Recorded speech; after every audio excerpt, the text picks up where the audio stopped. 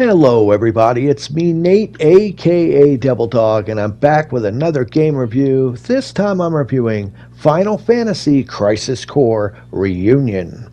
It was published and developed by Square Enix and just released on December 13th of 2022 for the PlayStation 4, PlayStation 5, Xbox One, Xbox Series X and S, the Nintendo Switch, and PC. So basically, if you want to play this game and you have any sort of console or a PC, you'll be able to pick up a copy of this and play it. They made sure to have it on every single system out there. Now, what exactly is Final Fantasy Crisis Core Reunion?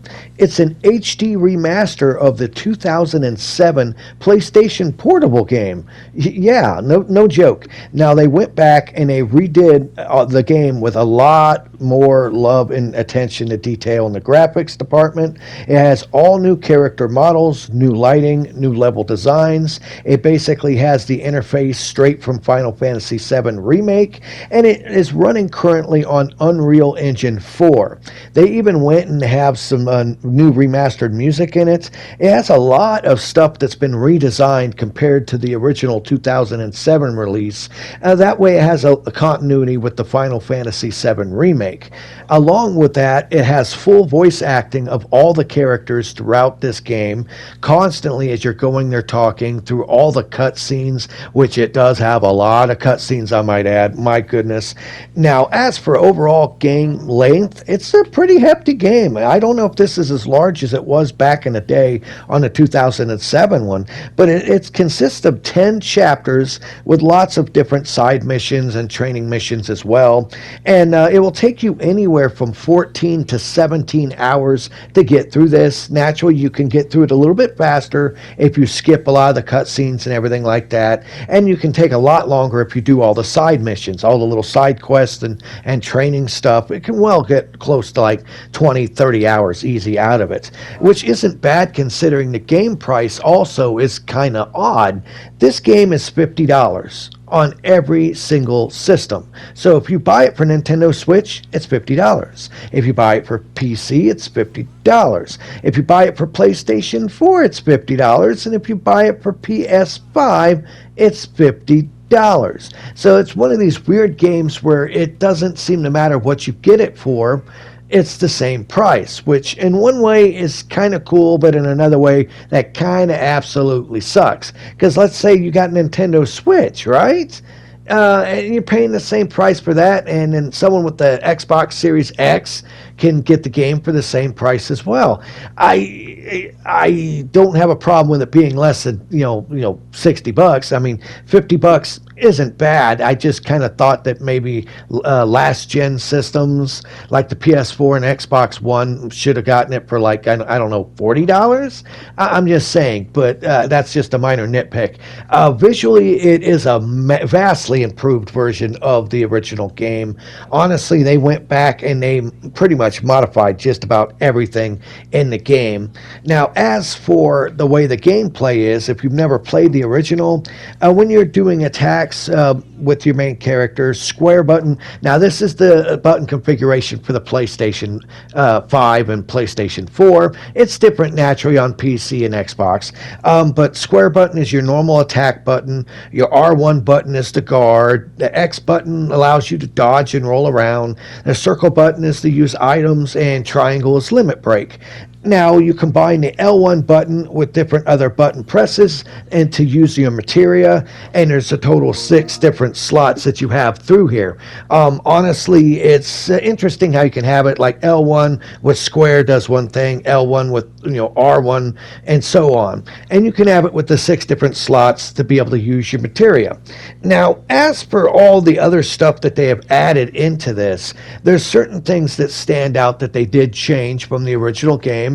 Naturally, visually, it looks a lot better, but as you play through this, you realize the original version did not have any sort of camera control. It was like a locked-on camera. This does allow you camera control of spinning the camera around to look at your environment, which is a highly welcome addition to it. Also, you have a lock-on to your enemies, but the original had that. The other thing is they added the ability to sprint, so you can actually tap the button and sprint to run to get through the levels a lot faster now.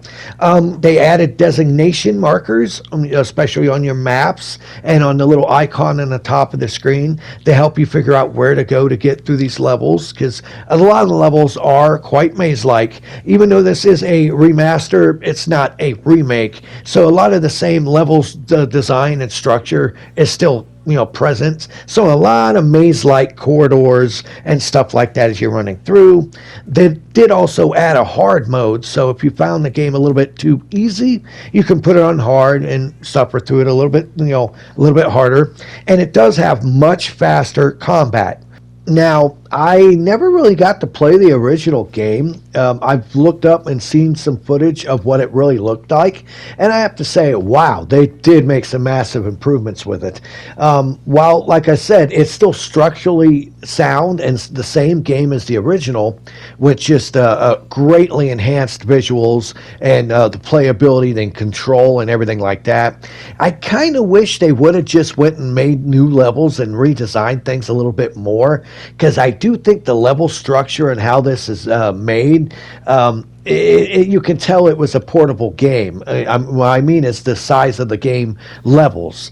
They're still pretty darn long, and I'm actually impressed to think that the PSP could actually handle this size game.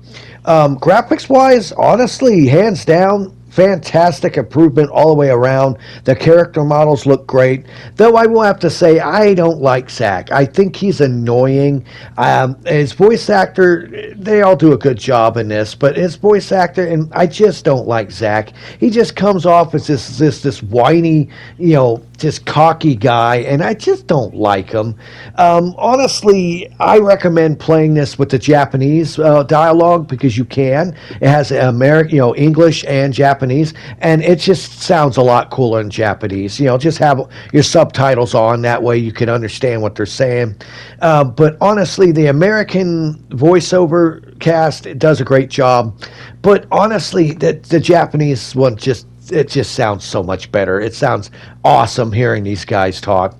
And I do like what they did with this. This is an interesting way to update an old game, bringing it over onto Unreal Engine 4, doing everything with remixing the music, adding different features to it, bringing stuff straight from Final Fantasy VII Remake into it, which you could tell they didn't really build a lot of stuff other than the character models and stuff. They just kind of took stuff from Final Fantasy VII Remake, which isn't necessarily a bad thing. I will say this, though. I find this game, while fun, really, really repetitious and annoying. Now, what I mean by that is you walk like 2 feet, and it'll always pop up and say, conflict started, and you beat them, and it takes like 10 seconds. Conflict, conflict is over. Conflict started. Conflict over. Conflict started. And that will happen every single couple of steps you take. I understand it's trying to represent like the classic game, and also like the classic random encounters that you would get in a Final Fantasy game. But there's certain things that you would think that if they're updating a game and doing a remaster of, and if they're able to change so much in it, why were they not able to change that? It would have been so much nicer if they would just have it to where the enemies would appear and you would fight them. I don't like having to hear every 2.5 seconds, conflict started, conflict ended, conflict started. That is irritating, and it's quite annoying. But like I said, kind of a minor nitpick. I mean, think about that. That's what I'm complaining about. Honestly, that's really not much to complain about. Now, I did notice on this there are no extra sort of features for the PlayStation 5 version, so I'm assuming they're all basically the same. So if you're looking for something to bump up the resolution or the frame rate, this does not have it. It just basically has what they made and what they did with the original version, bumping it into the HD remaster. So if you're looking for any sort of extra special bells and whistles on the current gen system versions compared to like the last gen or the Nintendo Switch, they're all virtually the same. It does look a little crisper, but honestly, it's visually a very nice looking game. It is fun, but very, very repetitious, and I'd love them to do this with more more games. Please do this with some Contra games. Please do this with some Ninja Gaiden games. Or Ninja Gaiden, I'm sorry. But I want to see other games brought back and done this HD treatment. This actually is a really good way of doing it, improving upon some downfalls of the original while adding in some new stuff, making it look a lot better and play a lot better. And in the end, I can say if you are a fan of the new Final Fantasy world that they've built, go ahead and check it out. Pick up Final Fantasy Crisis Core Reunion today. I'm sure you'll probably have fun playing it. Please leave in the comments below if there's anything out of the ordinary that I missed on this review, anything that you wanted me to talk about. Have you actually played Final Fantasy Crisis Core, the original version back in 2007?